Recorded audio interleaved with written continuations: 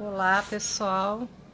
Olá, bom dia a todas e todos. Bom dia a todes. Hoje é dia de falar no feminino, sobretudo, né? Porque hoje, como todos sabem, é um dia muito importante, um dia de luta, o Dia Internacional da Mulher, que a gente sabe que é um dia que tem origem controversa, né? Tem todo um debate aí a respeito dessa questão do que deu origem ao Dia Internacional da Mulher, mas independente disso, certamente é um dia que representa a luta das mulheres pelo reconhecimento dos seus direitos, tanto seus direitos civis, seus direitos de pessoa humana, seus direitos de cidadã, seus direitos políticos, assim foi assim que tudo começou, seus direitos econômicos, mas também, né, os seus direitos reprodutivos, os seus direitos sexuais, a liberdade de poder fazer com o seu corpo e com o seu desejo. Inclusive, hoje em dia, algo que a gente tem debatido muito, né? O direito de se nomear mulher, né? Independente, inclusive, do corpo anatômico. Isso é um dos aspectos que a gente vai poder conversar um pouco aqui. Como vocês sabem, eu me apresento como psicanalista e também como feminista, né? Eu acho que eu vou só desativar aqui, vou esperar um pouquinho o pessoal entrar, dar bom dia e tal, e daqui a pouco eu desativo aqui os comentários para ficar mais fácil da gente poder conversar e vocês poderem me ver e tal, e depois eu ativo os comentários de novo, tá? Bom, vocês vão falando aí também, tá bom? Qualquer coisa eu tô conseguindo ler aqui os comentários. Se ficar ruim assim, vocês dão um toque, porque também às vezes é bom deixar os comentários ativados, porque daí dá pra gente ir conversando um pouco, as pessoas podem ir comentando, fazendo perguntas, né? E pode ser bem interessante. Então eu achei importante hoje vir aqui, não podia deixar de vir, né, no Dia Internacional da Mulher, esse dia então de luta, esse dia histórico, esse dia marcante. Nós temos ainda tanto a conquistar, né? Tanto já foi conquistado, graças às nossas ancestrais, graças às gerações que lutaram antes de nós. Precisamos reconhecer que só chegamos aqui graças a essa luta, graças à luta de tantas mulheres que muitas vezes deram sua própria vida para poder, vamos dizer assim, garantir que hoje uma mulher como eu, por exemplo, possa estar aqui livre, né? Dona do meu nariz, independente financeiramente, podendo sustentar uma divisão entre mãe e mulher, né, entre cidadã e mulher, né, entre profissional e mulher, e eu só posso tá aqui, né, falando aqui, me dirigindo aqui a vocês hoje, graças à luta de gerações de mulheres, né? Então acho que isso é fundamental que a gente reconheça. Inclusive eu queria, para começar, trazer para vocês aqui um trechinho de um livro de um historiador francês chamado Gilles Michelet. E é muito curioso, assim, porque ele é um historiador, né, que nasceu no final do século XVIII, faleceu no século XIX, em 1874, então, portanto, é um historiador francês anterior à psicanálise, né? Vejam vocês. E ele escreve esse livro incrível aqui, chamado A Feiticeira, né? No qual ele interroga essa figura da feiticeira. Não sei se vocês conhecem, esse livro é um livro sensacional, né? E ele vai falar justamente assim sobre como é que surgiu essa concepção da mulher moderna, moderna no sentido histórico, né? A concepção que a modernidade, né? Que essa passagem do mundo medieval para o mundo moderno forjou, que é a concepção, vamos dizer assim, com a qual nós estamos acostumados enquanto clichê da mulher, e que é justamente essa concepção que vem se transformando, né, desde dos anos 60, né, vamos dizer assim, desde o pós-guerra, mas sobretudo a partir das lutas de emancipação dos anos 60, com a pílula anticoncepcional, com o debate sobre os direitos reprodutivos, etc., né, mas que ainda está, vamos dizer assim, em disputa, de alguma forma, embora tenha havido uma transformação muito importante na segunda metade do século XX, agora no início do século XXI, a gente vê o quanto essa concepção, não é, que foi forjada aí, né, nessa passagem da modernidade, ainda povoa o nosso imaginário, que é a famosa concepção da bela, recatada e do lar. E então o Michelet ele vai falar um pouco, né, de como foi que surgiu, né, digamos assim, num certo sentido, essa concepção, né? Então vocês vejam que é um historiador que está no século XVIII, né, falando a respeito dessa passagem do mundo medieval para o mundo moderno aí, né, nos séculos XIV e XV. E tem um capítulo, então, que é o capítulo 3 desse livro, para quem está chegando, chama A Feiticeira, né, do Gilles Michelet, um historiador francês do século XVIII.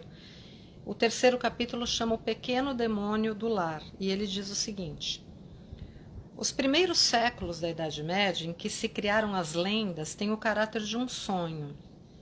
Entre as populações rurais, todas sujeitas à igreja, de espírito doce, as lendas são prova disso, de bom grado se suporia uma grande inocência. É, ao que parece, o tempo do bom Deus. No entanto, as penitenciais, em que se indicam os pecados mais comuns, mencionam máculas estranhas, raras, sob o signo de Satanás. Era o efeito de duas coisas: da perfeita ignorância e da habitação comum que misturava os parentes próximos. Parece que mal tinham conhecimento da nossa moral. A deles, apesar das proibições, parecia dos patriarcas, da alta antiguidade, que vê como libertinagem o casamento com a estrangeira e só permite a parente.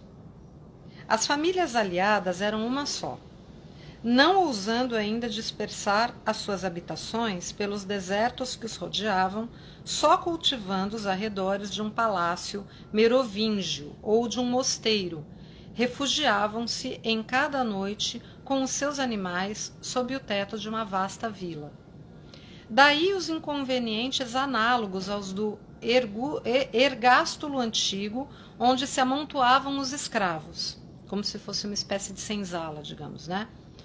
Várias dessas comunidades subsistiram na Idade Média e para além dela. Via como uma só família essa tribo, esse monte de pessoas que se levantavam e deitavam juntas, comendo do pão e da panela. Numa tal indistinção, a mulher era muito pouco preservada. O seu lugar não era elevado. Se a virgem, mulher ideal, se elevava de século em século, a mulher real contava muito pouco entre essa massa rústica, mistura de homens e de rebanhos. A gente sabe, né, pela nossa pesquisa, até eu trabalho muito isso no meu livro da fantasia de infância, o infantil na fantasia, que também a criança era indistinta. Aliás, isso não é sem relação com o nosso tema, né? Porque a mulher moderna e a criança surgem juntas, né? A mulher como bela, recatada e do lar, ou seja, como mãe, e a criança, a concepção moderna também de criança, nascem juntas. Então, essa indistinção a qual ele se refere aqui diz respeito às crianças também. Miserável fatalidade de uma situação que só mudou com a separação das habitações, quando se teve coragem bastante para viver à parte, num lugarejo, ou para cultivar um pouco longe terras férteis e erguer choupanas nas clareiras das florestas. O lar isolado permitiu a verdadeira família. O ninho faz o pássaro. A partir de então já não eram coisas mais almas, nascia a mulher. Vejam que interessante como ele está falando dessa questão, não é, do surgimento da mulher moderna junto com o lar.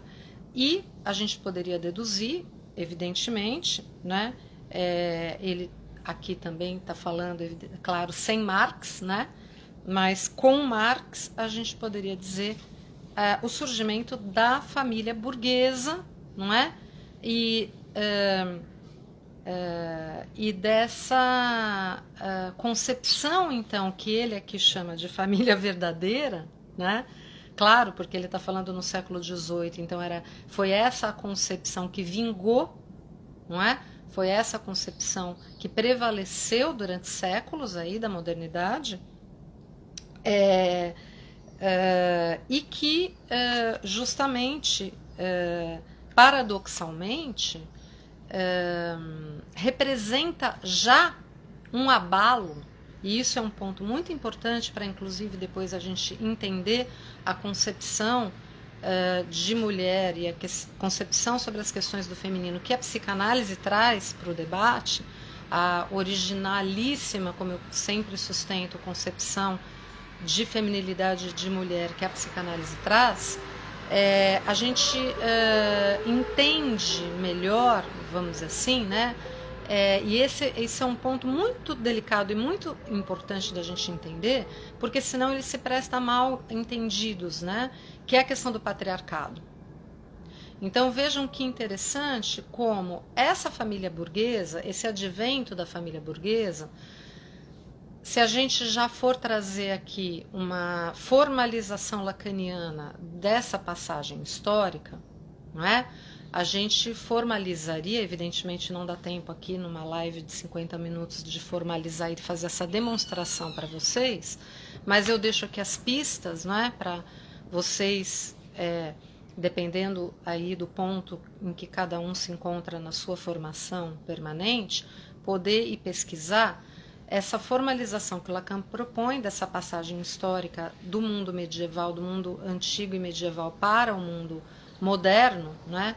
Que é justamente esse giro de discurso, não é? A doutrina dos 4 discursos permite ao Lacan trazer a questão da história para a estrutura, então é muito importante esse momento, os anos 70, né? E justamente, então, se a gente puder formalizar isso em termos de discursos, a gente diria que é a passagem do discurso do amo, onde o é o agente, não é? Onde o agencia, vamos dizer assim, o poder, a dominação, colocando o outro nesse lugar de escravo, não é? Ou seja, usurpando, usufruindo, se apropriando, não é? Desse savoir-faire, desse saber fazer do escravo, né? Então, esse amo antigo, digamos assim, que era encarnado na figura do aí a gente tem, de alguma maneira, poderíamos dizer assim, né? Essa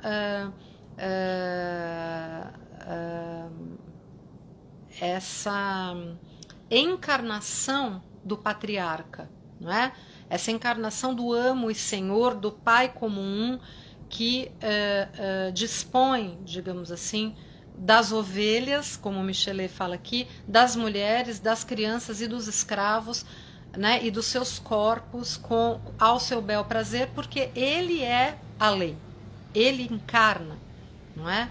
Essa figura do então ele tem direito é, sobre todos os seus, sobre esses outros corpos colocados nesse lugar de escravo, né? E vejam que interessante, então, essa passagem do discurso do amo antigo para o discurso do amo moderno, que Lacan nomeia, não por acaso, de discurso universitário, foi uma passagem muito importante e que significa, paradoxalmente, um declínio, não é? Um declínio desse patriarca. Então, vocês vejam que em termos de história, quando a gente, isso é uma coisa muito importante que nós psicanalistas não, vamos dizer assim, cometamos erros semelhantes aos de pessoas de outras áreas quando vem beber da fonte da psicanálise, que é tratar os conceitos psicanalíticos com pouco rigor, né? Acho que nós não podemos fazer a mesma coisa quando a gente vai dialogar com a história e beber da fonte da história para estabelecer esse diálogo, né? E assim como com todas as outras disciplinas, a gente tem que ter cuidado, né? Então, vamos lembrar que em termos históricos, em termos de história, séculos, né? São dias, são semanas, né? Então, quando a gente vai falando dessas grandes transformações, nós estamos falando de séculos. Então, vocês vejam esse movimento, quer dizer, quando a gente vai falar da família burguesa, disso que ele fala de uma maneira tão linda aqui, né? De sair dessa grande massa indiferenciada, vamos dizer assim, né? De corpos colocados nesse lugar de escravo, para o advento, então, dessa separação, não é? Dessa separação em núcleos pequenos, em casas, em lares, em choupanas, né? Nas quais cada família, não é? Vai se isolar, como ele diz aqui, e aí surge essa mulher, né? Como a rainha do lar, né? Isso já implica, de alguma forma, num declínio dessa imago paterna, né? Como, aliás, Lacan, ali nos complexos familiares, descreve tão bem, falando inclusive do Durkheim, né? Assim, ele vem das ciências sociais aí para trazer essa ideia. Então, vocês vejam que o pai que está declinando, né? O pai que está já não todo poderoso, não todo potente, que já não é mais né? No discurso universitário, quem está agenciando o poder, né? Quem está agenciando a dominação não é mais esse pai, não é mais né? Mas é o saber. Né? Então, o advento aí da ciência moderna, não é à toa que Lacan nomeia isso de discurso universitário. E o que isso, qual é a influência, né? Qual é a consequência disso para a invenção, né, dessa sobreposição da mulher e da mãe? Já que esse pai tá declinado, significa que esse pai também está, o pai da família burguesa, ele também está submetido, digamos assim, ao poder do Estado, né? A lei agora é a lei do Estado, não é mais, ele não encarna mais a lei, né? Então é curioso como é um pai declinado, né? Um pai que começa a se declinar quando chega lá no século XIX, que é o século da final, né, do século XIX, o século da psicanálise, né? Essa passagem do século XIX para o século XX, quando nasce a psicanálise, esse pai está francamente declinado, né? Então vocês vejam que o pai do patriarcado é um pai é o pai impotente da histérica, né? É o pai da Dora, é o pai em crise, é um pai que já não tem todo esse poder, é um pai que perdeu o poder e que está, voltou aqui, e aonde que ele vai tentar reconquistar esse poder? Justamente tentando dominar o que lhe resta, que é a mulher e os filhos, já que ele não tem mais todo esse poder, né, que ele tinha antes. Bem, então, vejam que interessante qual é o lugar da mulher aí, né? O lugar da mulher aí é o lugar, então, de mãe. Então, a mulher vira mãe, né? A mulher agora passa a ser A dona de casa, a rainha do lar, e a mãe, porque justamente como eu disse, né? A criança também surge aí nesse momento, e a criança, então, é esse ser em desenvolvimento que precisa ser moldada, que precisa ser educada, que precisa ser cuidada, e alguém precisa fazer isso, né? E quem vai fazer isso, vai ficar em casa cuidando da criança, é, então, a mulher, né? Então, vocês vejam que a mulher vai se sobrepondo à mãe, à maternidade, né? Algo que não se colocava antes, né, com tanta clareza. O próprio discurso da ciência, né, forja, então, o tal do famoso binarismo, né? Isso é muito importante da gente entender, porque às vezes a gente acha, e eu às vezes ouço muitos colegas, inclusive, falando isso, né? Que vamos dizer assim, o dois da diferença anatômica é o real do sexo, né? E na verdade, né, se a gente for pensar bem e fazer um estudo histórico rigoroso, e Lacan, evidentemente, está muito advertido disso, nesse ponto eu diria até mais do que Freud, né? O 2, né, da diferença sexual, que nós vemos, assim, falamos com tanta naturalidade, na verdade ele é um discurso. Ele é o discurso da ciência moderna, né? Ele é o discurso da anatomia, né? E o discurso da anatomia é o discurso, eu digo da ciência moderna, dessa ciência, né? Principalmente depois da descoberta da genética, das descobertas da genética, né? Mas mesmo antes, com os estudos de anatomia, eu até tenho um texto bem interessante que eu acho que está publicado na Peste, se não me engano, depois vocês podem pesquisar, eu não sei em qual número, que eu falo um pouco dessa questão, né? Dessa passagem e das consequências disso para os corpos das mulheres, né? A respeito da descoberta do clitóris, por exemplo, né? Essa grande descoberta anatômica, né? E não sei se vocês sabem, mas numericamente falando, o que foi mais expressivo, né, em termos de queima de mulheres na fogueira, se deu exatamente nessa passagem para a modernidade. Porque houve ali uma disputa de poder muito clara, quer dizer, a feiticeira, né, para usar aí o termo do Gilles Michelet, ela detinha o poder da cura, o poder do parto, o poder das ervas, né? E que tudo isso foi, vamos dizer assim, apropriado pela medicina, e fundamentalmente uma prática masculina quando ela adveio, né? E ligada a essa mudança de poder da igreja, né, que encarnava aí o com seus representantes, né, seus déspotas esclarecidos, né, e para a universidade, né, que passa então a agenciar o poder, esse saber, essa ciência, né, produzida então pela universidade, mesmo com todos os equívocos ali da época do início do advento da ciência, né. Mas então essa passagem do 1 para o 2, né, que marca a passagem do amo antigo para o amo moderno, né, para o capitalismo, para a família burguesa, para tudo isso que a gente conhece, traz consequências muito sérias, né, e que tem a ver com esse confinamento da mulher. Eu não sei se vocês já se deram conta disso. Nós agora, né, mulheres contemporâneas que estamos sofrendo, inclusive de uma maneira assim, muito mais, né? Isso as estatísticas todas mostram, né?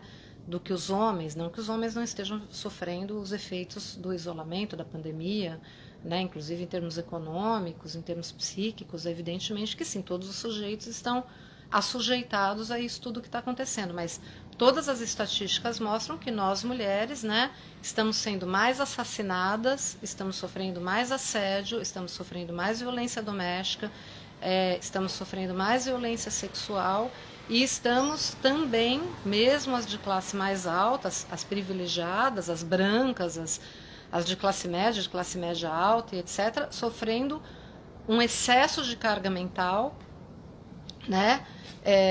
E um excesso de trabalho, enfim. Agora, a gente não se dá conta, nós mulheres contemporâneas, que durante séculos, muitas das nossas ancestrais passaram a vida em quarentena. Passaram a vida. E isso, assim, eu não posso falar especialmente da minha avó, porque a minha avó foi uma mulher que, embora tenha nascido em 1920, ela sempre trabalhou a vida inteira. Foi uma mulher muito moderna, agora não no sentido da modernidade, mas no sentido do senso comum, né, para a sua época. Mas eu conheço, assim, avós de amigos ou de pessoas muito próximas, mesmo mães, né, de pessoas da minha geração, que não podiam dirigir, que não sabiam mexer num caixa eletrônico ou nunca tinham pisado num banco, só pisaram no banco pela primeira vez na vida, às vezes depois que o marido faleceu, né? Que foram proibidas de trabalhar, que não podiam ir na sala, né, de visita quando tinha visita em casa, que tinham que ficar no quarto, que não saíam de casa, né? Que só saíam de casa, vamos dizer assim, para ir ali na quitanda, para ir no açougue, para ir na padaria, né? Ou seja, gerações e gerações de mulheres, e isso para falar aqui do mundo ocidental, né? Para não falar de países, né, no Oriente Médio e, enfim, outros lugares onde isso ainda acontece, né, até hoje. Então, quando a gente fala também do século XXI, o século XXI não é igual para todo mundo, né? Geograficamente falando, depende do território. Mas vejam só, né? Quer dizer,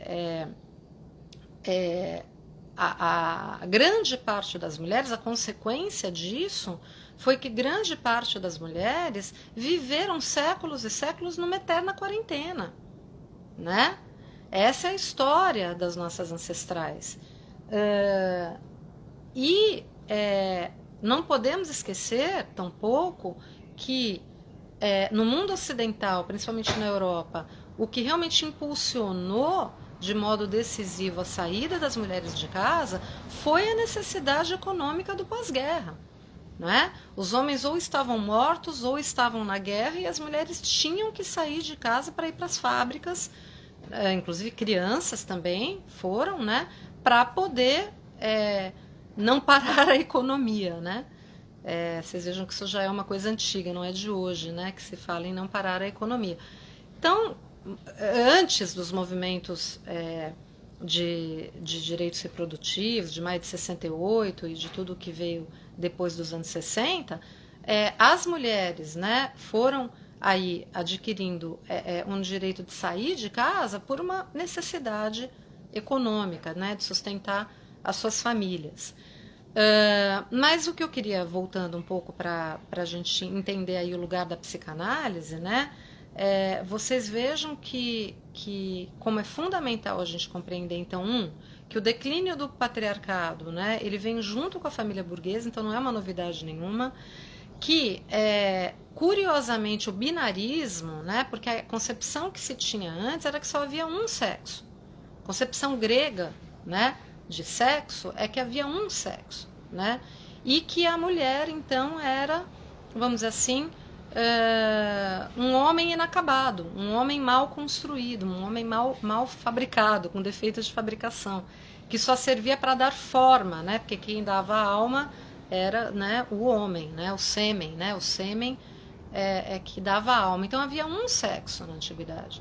Então o binarismo, a ideia do dois, né, é uma ideia moderna, né?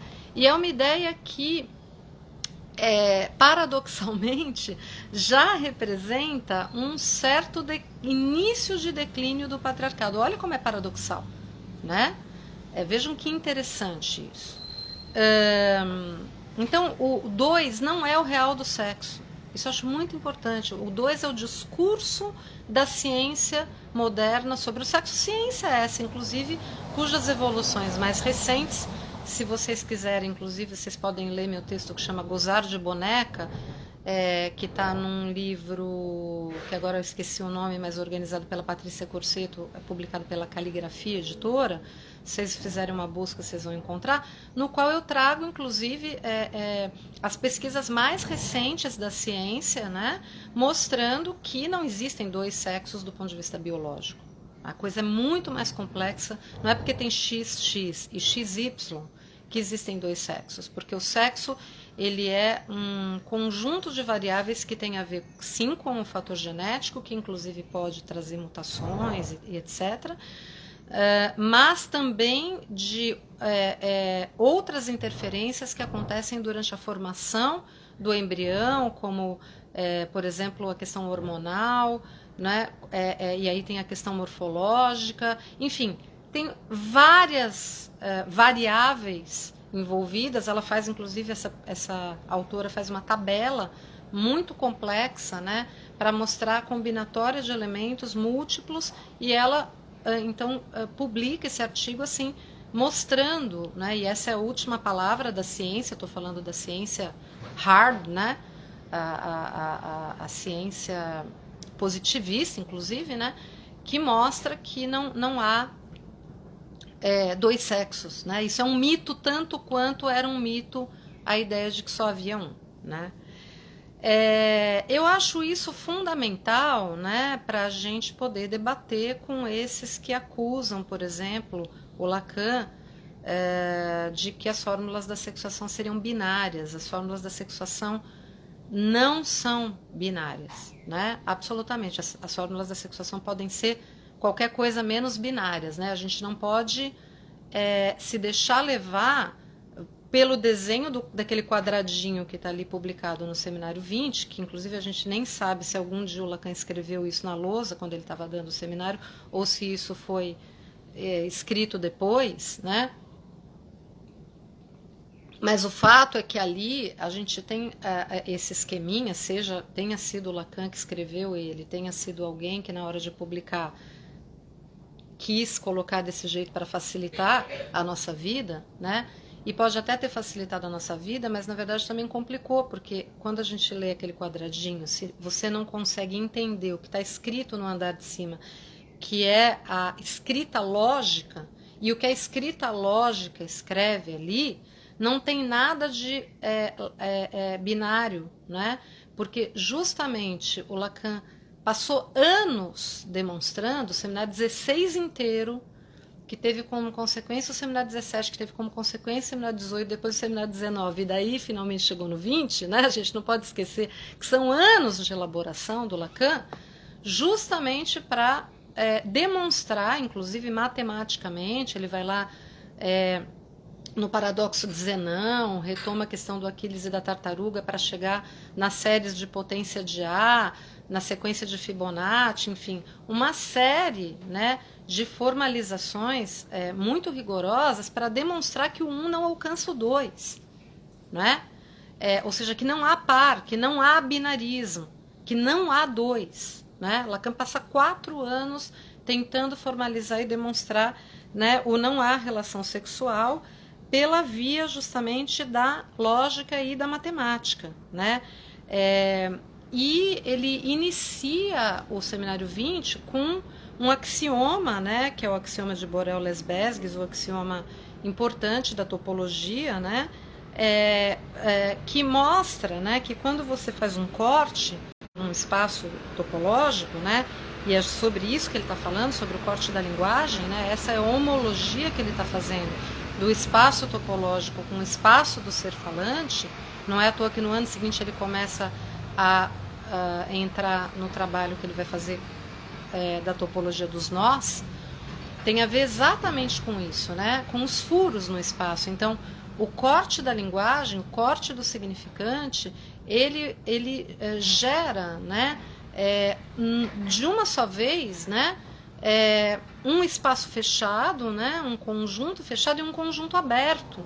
Aí a gente teria que também entrar em toda uma demonstração de conceitos da topologia, né, que não dá tempo de eu fazer aqui, mas eu deixo isso para vocês como indicação muito importante para poder entrar nesse debate com o rigor que a psicanálise e a clínica exigem, né, que é justamente a ideia, né, de que você tem um, né, que possibilita uma identificação, não é, dos horizontais, digamos assim, né, uma identificação por esse traço, e isso é fundamental para o laço social, inclusive o tal do discurso do mestre, que é o discurso da estrutura, mas ao mesmo tempo esse corte, ele, vamos dizer assim, se por um lado você tem uma aderência, né, a esse corte que gera esse conjunto fechado, esse conjunto universo, esse todo X, que Lacan nomeia de lado homem, ao mesmo tempo, né, nesse mesmo corte, se cria um espaço aberto, se cria um espaço do múltiplo, se cria um espaço infinito, se cria um espaço onde não há universal, né? Então vejam que de modo algum Lacan inclusive escreve as fórmulas da sexuação para dizer que não existe dois, não existe um conjunto de um lado, um conjunto do outro, e esses dois conjuntos podem fazer pares ordenados, podem fazer relação, né? Existe o um e existe do outro lado um conjunto aberto. Aí vocês vão precisar estudar, né? Quem quiser, inclusive, pode consultar o anexo 1 do meu livro, né? O meu livro Feminilidade e Experiência Psicanalítica. O anexo 1 fala justamente dessas relações entre a psicanálise e a matemática, e mais especificamente aqui no nosso caso, a lógica, né? Para que a gente possa, então, entender o que o Lacan está propondo ali, com muito rigor e muita subversão, inclusive no campo da lógica, nas fórmulas da sexuação, na escrita das fórmulas da sexuação, para a gente nunca mais falar essa bobagem de que as fórmulas da sexuação são binárias. E aqui, gente, eu quero deixar muito claro para vocês. Cientista social, filósofo, militante, ativista, Paul Preciado, Judith Butler, né? Colegas aqui do Brasil, pelos quais eu tenho maior respeito, podem falar isso à vontade, né? Assim como eu posso cometer minhas gafes, provavelmente até devo ter cometido algumas aqui quando falei da história, né? Talvez se um historiador ouvir essa live vai falar, não, Ana Laura, aqui você, né, tem uma imprecisão no que você falou aqui e tal. Bem,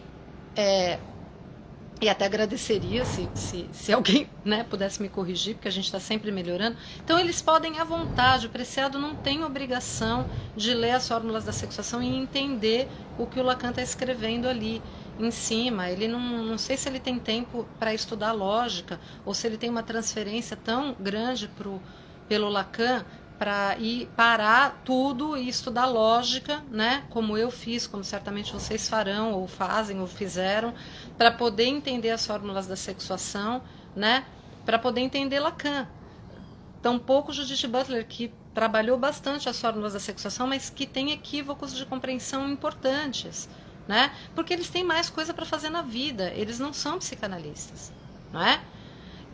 Nós sim temos essa obrigação, se nós queremos fundamentar a nossa clínica e a nossa e sustentar a psicanálise na polis, né? Como eu gosto, né? E acho fundamental fazermos, nós temos obrigação, né? Nós temos obrigação de entender com rigor, né? Com rigor o que o Lacan está propondo ali. O que ele está propondo ali é absolutamente subversivo. Absolutamente subversivo, né? O Lacan está justamente adiantando ali, né? E demonstrando, né? Através da lógica e da clínica, que não há binarismo, né? Que não há relação sexual, que não há dois, não há par, não há homem e mulher, né? Agora vocês poderiam me perguntar assim, né? Mas por que então ele chama o lado não toda, o lado aberto, o lado infinito, o lado incontável, o lado múltiplo? Então não há um e dois, há um e múltiplo, né? E qualquer uma, e aqui eu falo no feminino mesmo de propósito, qualquer uma né? E isso ele é claríssimo no seminário 20. Qualquer uma, né, pode se inscrever do lado não todo, né? E o que é que quer dizer se inscrever do lado não todo? Primeiro que isso é algo que se dá corporalmente, não é? Porque quem se inscreve do lado não todo, e evidentemente não é uma inscrição igual a gente se inscreve num curso ou num mestrado, né? Não é uma inscrição consciente, voluntária. É algo que passa por uma série de processos que tem a ver com as identificações, com as primeiras experiências de satisfação, com a questão da cessão do objeto, né, e da recuperação disso no plano da fantasia e da divisão entre o desejo e o gozo, enfim, passa por uma série de processos, né, bastante precoces, não é? E eu diria que a gente é mais escolhido pelo modo de gozo do que a gente escolhe. A gente é escolhido, né? A gente é tomado pela linguagem e essa linguagem marca o nosso corpo, incide, tem uma incidência com a qual nós vamos nos haver, e a análise é esse processo justamente no qual a gente vai se haver com essas primeiras experiências, né, que marcam o nosso modo de gozo.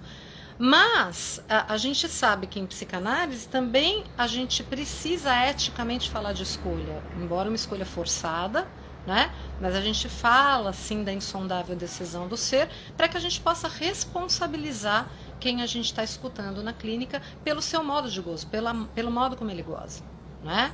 E ele possa então saber fazer, né, com isso, de modo a não produzir mais sofrimento, inibições, sintomas e angústias, e poder fazer disso, né, se conciliar, digamos assim, com o seu modo de gozo. Mas a gente sabe que qualquer uma, né, que transite, né, então, vamos dizer assim, as não todas são sempre trans. Quem transita, né, entre um gozo fálico e um gozo não todo fálico, quem experimenta um gozo no corpo, independente da anatomia, Lacan a nomeia de mulher, né? E sim, poderia nomear de W, poderia nomear de... Aliás, nomeou de não todo X, fi de X, não é? Nomeou, escreveu uma fórmula lógica ali, justamente para dizer que qualquer elemento pode ocupar essa função de X. X é um lugar vazio que pode ser preenchido por qualquer uma, né? E qualquer um agora falando de gênero, né? Mas não é qualquer coisa ele nomear esse lado não todo de mulher, não é? Nós não estamos ainda, né, num momento histórico, me parece, e não é à toa que eu estou dizendo isso hoje, no Dia Internacional da Mulher, nós não estamos ainda à altura de prescindir desse significante, né? Nós não estamos ainda num momento político, não é, de abrir mão do significante mulher. Não existe mais binarismo, não existe mais homem e mulher, não é? Então nós podemos falar de quadrado e triângulo, já que são duas posições, não é? Então, você tem o gozo do um e você tem o gozo múltiplo, e tanto faz, cada um pode se colocar aí. Sim, é verdade. A psicanálise é pós-binária, não é? A psicanálise é pós-binária porque a estrutura não é binária. É isso que o Lacan vai trazer, né? Lacan vai dizer, veja, a gente pode até querer tampar isso, a gente tampa isso com 1, a gente tampa isso com 2, né? Então a gente pode tampar isso com o discurso do mestre, a gente pode tampar isso com o discurso universitário.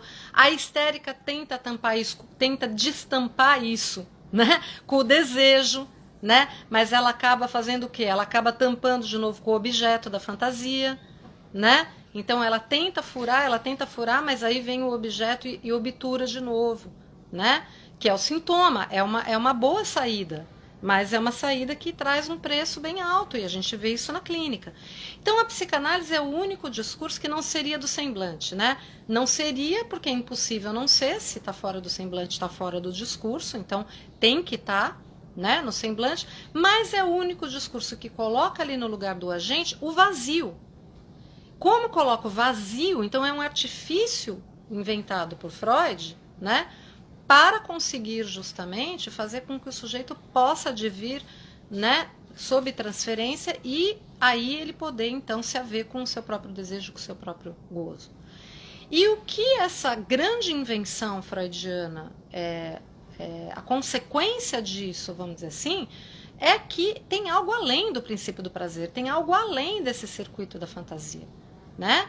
E Lacan o formaliza, justamente nomeando isso de gozo, né? E mostrando exatamente isso, né? Mostrando que é estrutural. É estrutural. Não adianta você querer forjar um binarismo, sendo que a estrutura é furada. Não é à toa que depois ele vai lá e propõe essa homologia incrível do espaço do ser falante com a topologia borromeana, que é a topologia dos furos no espaço, né? E não vamos esquecer que quando Lacan constrói o nó, ele constrói o nó borromeano, que é um tipo de nó das grandes famílias, né, de nós, é um tipo de nó justamente que propõe uma não hierarquia, não é? Entre ali os três elementos, quer dizer, justamente a característica dessa família borromeana é quando você solta solta tudo, né? Então a estrutura ela é articulada, né, pelo simbólico, pelo imaginário e pelo real, né? Ou seja, você tem o né, da linguagem, você tem o 2 da imagem especular, né, que tenta ali fazer existir uma relação que não existe, mas você sempre vai ter a terceira que fura, que esburaca, e o sintoma, né, que vem justamente como um quarto elemento que vai tentar separar essas consistências, né, e ao mesmo tempo articular esse real do não há relação sexual, não é? Bem, eu sei que aí, né, tem articulações extremamente sofisticadas, né, e que exigiriam toda uma demonstração aqui que, como eu disse, não dá, evidentemente, para trazer, mas é para vocês poderem estar, digamos assim, advertidos, né, e advertidas de que para a gente poder entrar nesse diálogo, a gente tem que entrar nesse diálogo com o rigor do que a psicanálise está trazendo, não é? Então, a partir daí, a gente pode pensar que as não todas, elas são trans, elas transitam, ou de outro modo, dizendo de outro modo, quem transita, não é? Quem transita é mulher, né? Lacan nomeia de mulher quem transita, e nesse momento histórico em que nós estamos, eu acho fundamental nós continuarmos nomeando de mulher quem se abre para o não todo, seja lá que anatomia ou que estado civil tiver. Eu acho isso importante estrategicamente, né? É mais ou menos, eu acho que o equívoco da gente abrir mão do significante mulher nesse momento seria mais ou menos como se a gente abrisse mão nesse momento do termo proletário. Porque a gente quer uma sociedade lá no futuro que não tenha luta de classes. Então agora, não é? A gente abre mão de proletário, porque não tem proletário e capitalista, porque a gente quer um mundo pós-capitalista. Então a gente não vai falar de proletário, porque essa ideia de falar de proletário e capitalista e de mais-valia é uma ideia capitalista. Sim, é a estrutura do capitalismo, como descreveu Marx, mas enquanto a gente não estiver vivendo num mundo pós-capitalista, e é claro que a gente tem que questionar, não é, essa proletarização generalizada que nós estamos vivendo graças ao discurso do capitalista, e temos que ser críticos a isso e tentar subverter e tentar construir uma sociedade pós-capitalista, não é? Onde não haja luta de classe, mas a partir de onde que a gente vai subverter esse discurso? A partir do reconhecimento de que somos todos proletários, não é?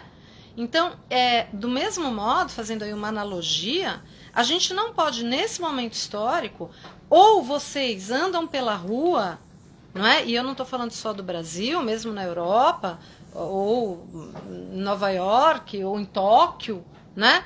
Vocês andam pela rua e vocês veem os transeuntes, né? E as famílias, e vocês vão na escola dos seus filhos, e vocês vão no trabalho de vocês e voltam para casa, e vocês veem um mundo pós-binário.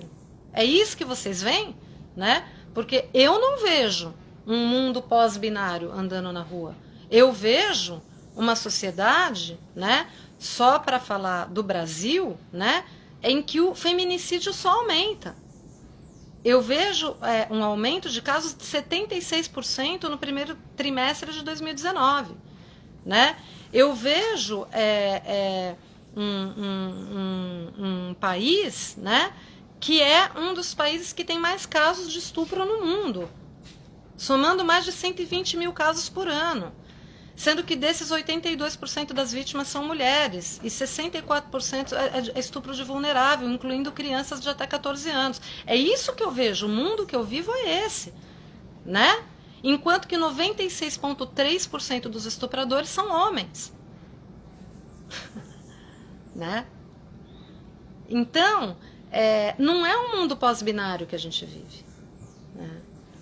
Então, eu acho, né, que a gente continuar afirmando, não é, que a multiplicidade dos modos de gozo, que a imensa possibilidade que o lado não todo traz, né, de um modo de gozo não colonizável, todo modo de gozo que não se deixa de todo colonizar pelo gozo fálico, a gente pode nomear de mulher. E nomear de mulher, nesse momento histórico, eu espero, oxalá, né? Oxalá a gente chegue num momento histórico em que realmente a gente não precise mais falar disso, não é? Em que a gente não precise mais falar de raça, né? Porque a gente sabe que raça, do ponto de vista genético, não existe.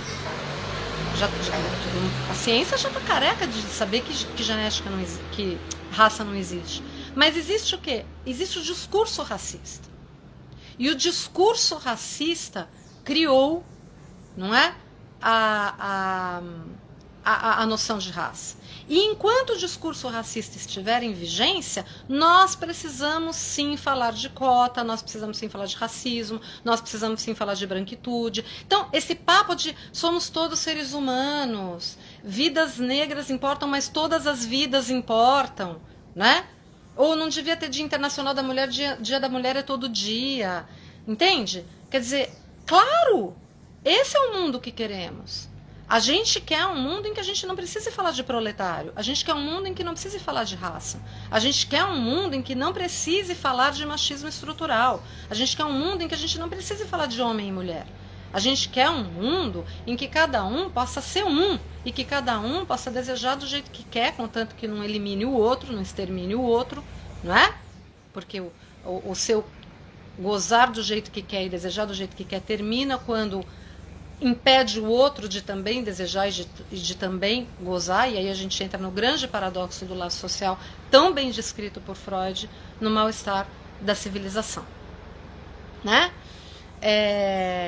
E uma coisa que eu gostaria de falar, né, antes de acabar, e nós já estamos aqui no finzinho do nosso tempo, né, é que antes, inclusive, das fórmulas da sexuação, e isso é Freud, né, isso é Freud, depois Lacan o formaliza também, e nós não podemos confundir os homens Freud e Lacan, que evidentemente eram homens de seu tempo, né, com o que eles puderam formalizar em termos da estrutura do sujeito desejante e do ser de gozo. Né? Não podemos confundir essas duas coisas. Não podemos confundir o homem Marx com o que ele deixou para a gente em termos da estrutura da mais-valia. Né? Não podemos confundir o homem Lacan com o que ele deixou para a gente em termos da estrutura do mais de gozar. Né? Isso é fundamental da gente poder diferenciar uma coisa da outra. Aí a gente entraria em Foucault, na questão da ciência, na questão do autor, não vou entrar nisso, mas é importante a gente estar divertido disso. Muito importante, senão a gente se perde em meandros muito complicados. Confundir o autor com a obra.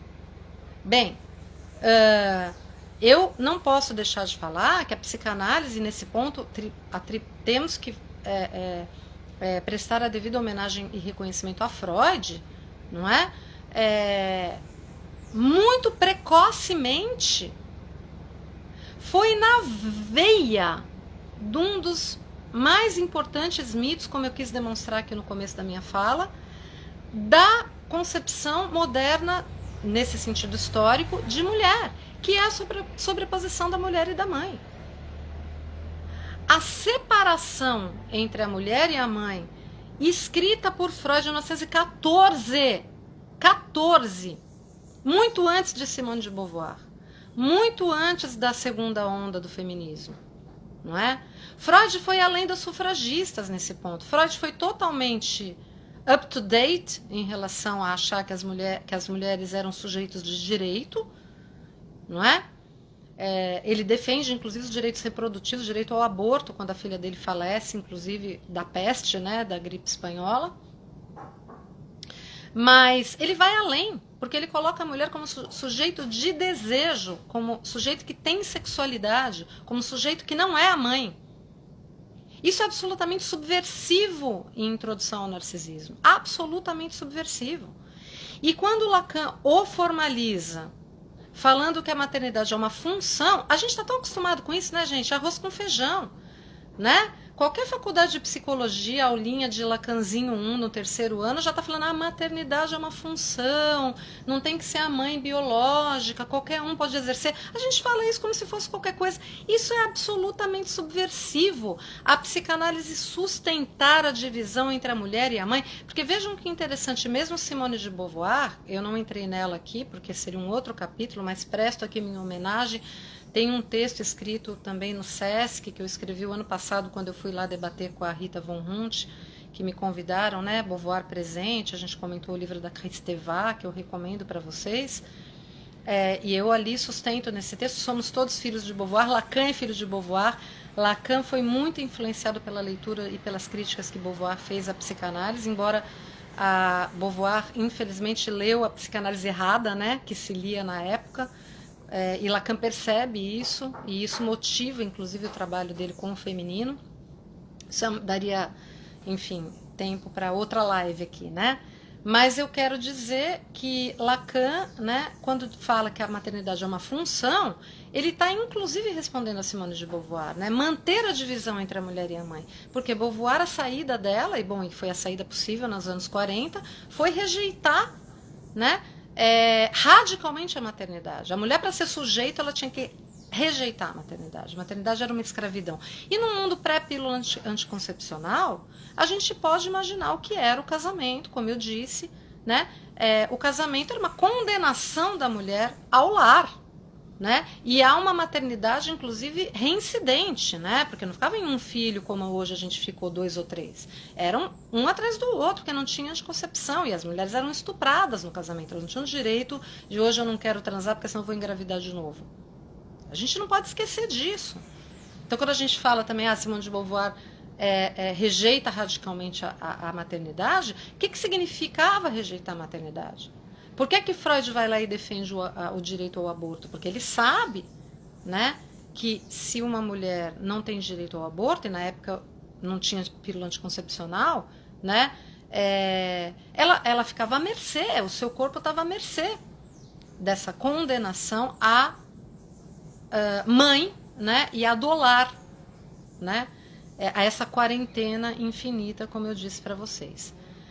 Bem, meus caros, eu acho que é isso. Dei um panorama geral, né, aqui. Queria dizer que vocês encontram o meu livro, Feminilidade e Experiência Psicanalítica, no site da Larvatos Prodel Editora. Eu queria muito pedir para vocês irem lá no Instagram e no Facebook da Larvatos Prodel, para vocês curtirem, compartilharem. A gente precisa da palavra escrita. Maria Cláudia Formigoni e eu coordenamos a coleção Heresia Lacaniana. Vem vários títulos interessantíssimos por aí. Fiquem de olho, né? Não deixem de prestigiar quem ainda está resistindo, né? Por manter a palavra escrita, né? É um ato político hoje em dia, né? Então eu peço para vocês, Instagram, né? Larvatos Prodel Editora, curtam, compartilhem, momento propaganda aqui. O meu livro essa semana está em promoção, 40% de desconto essa semana do Dia Internacional da Mulher, para tornar ainda mais acessível né, a leitura. A gente está na 3ª edição, já está se esgotando, não é papo de marketing, não, é verdade, né? Eu fico muito feliz, inclusive, com isso. Estamos pensando aí como é que a gente vai fazer, né, para eventualmente relançar, mas enfim, aproveitem aí um descontão, tá, lá no site da editora. Hoje a gente está publicando também no nosso blog lá do site um texto meu a respeito do direito ao aborto, que passa por várias das questões que eu coloquei aqui. Se vocês quiserem se aprofundar nesses pontos que eu deixei apenas indicados, vocês podem procurar no Google os meus textos publicados a respeito dessas questões, dessas articulações mais recentes. Eu provavelmente vou lançar um livro mais atual, né, com essas formulações mais atuais que eu tenho feito nos últimos anos, nesse diálogo, né, com a teoria queer, com os filósofos, com os militantes, que eu acho que tem sido cada vez mais relevante, mais importante, né, da gente sustentar nesse momento. Acho que a psicanálise tem uma contribuição muito importante para dar, né, muito original e muito rigorosa, e a gente tem uma coisa que os outros colegas de outras áreas não têm: a gente tem a clínica, né? Não podemos esquecer que Lacan escreve as fórmulas da sexuação escutando as feministas no divã. Ele aprendeu o outro gozo com as suas analisantes mulheres, né? Eu acho isso muito importante, acho isso fundamental. Então, eu fico muito feliz de ter estado com vocês aqui hoje, muito contente, né, de estar podendo voltar aqui esse diálogo. Não estou oferecendo seminário esse semestre porque eu tenho muita coisa para organizar, muita gente preocupada, né, por conta do problema de saúde, da Covid. Felizmente já está superado, né, e a questão do seminário não tem nada a ver com isso, é uma decisão que eu já tinha tomado antes, e em breve vou voltar, tá, a oferecer o seminário. Fiquem tranquilos, é só realmente um tempinho que eu precisei, talvez um semestre, talvez um ano, vamos ver o que eu vou conseguir para organizar todo esse material para publicação. Então é isso, me despeço de vocês. Queria dizer que hoje à noite eu vou estar lá na abertura das formações clínicas do Campo Lacaniano do Rio de Janeiro com o Antônio Quiné, e quem puder então estar lá com a gente também será muito bem-vindo. Eu vou retomar algumas das questões que eu falei aqui, e a gente se vê, né, por aí, e até mais, e prestigiem aí as atividades do Dia Internacional da Mulher. E a gente sabe que o futuro é feminista. Tchau, bom dia para todas, bom dia para todos, e eu vou deixar a live salva, tá? Para quem quiser depois, enfim, compartilhar e tudo mais, tá bom? E escutar depois, vou tentar salvar, deixar no YouTube, no IGTV, tudo isso que vocês já sabem. Então, um beijinho, bom dia para todo mundo. Vamos pôr aqui um brilhinho para a gente se despedir, que a gente não é obrigada, né? E é isso. Tchau, tchau.